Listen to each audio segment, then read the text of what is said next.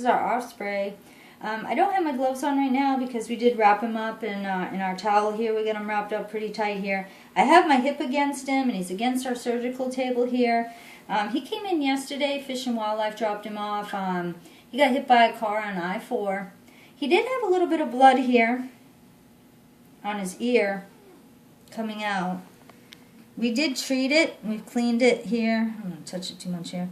But we cleaned it, and he did have a little bit of a scrape right there. We put some antibiotic cream on him right there, but that's his ear right here. I have my little tweezers here, you can see. But I don't want to jab him here. But this right here is his ear. See this hole? So he did have a little bit of blood coming out of there yesterday, but today he looks really good. So so he's doing really good. He had a little bit of a scrape right here. Like I said, we did put the antibiotic cream on him and clean him up. He was a little bit bloody here, but we did get him looking good. Oh, there he is. And these ospreys are not very friendly birds.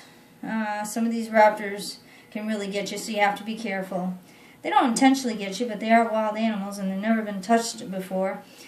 He has some very severe talons on his feet, but they're wrapped up in this towel right here. As you can see him, he's going to try to bite me. He will bite me.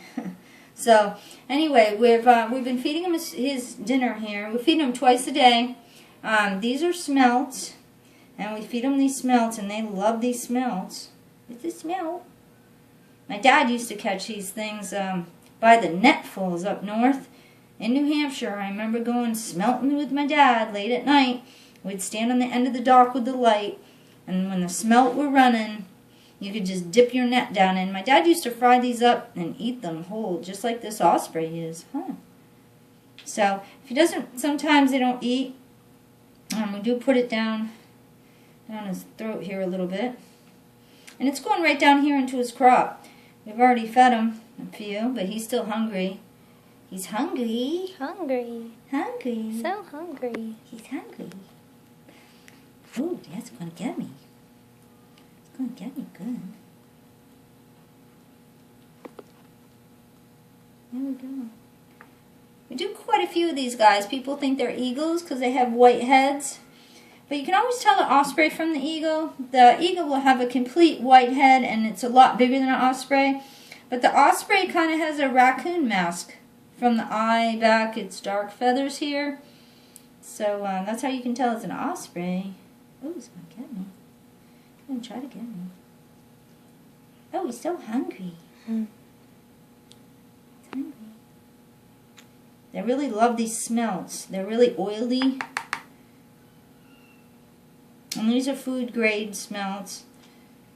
So if my dad was here, he might fry some of these up.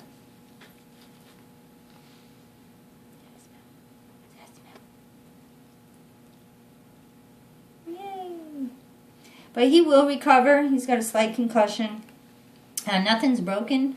He got whopped a little bit, and but he will make a full recovery, and we will be releasing this guy. Good. Those are good. Those are nice smells. Here's a baby one. It's a baby one. Sometimes we can get him to take him out of the forceps, but he's interested in the camera. What's happening? Oops.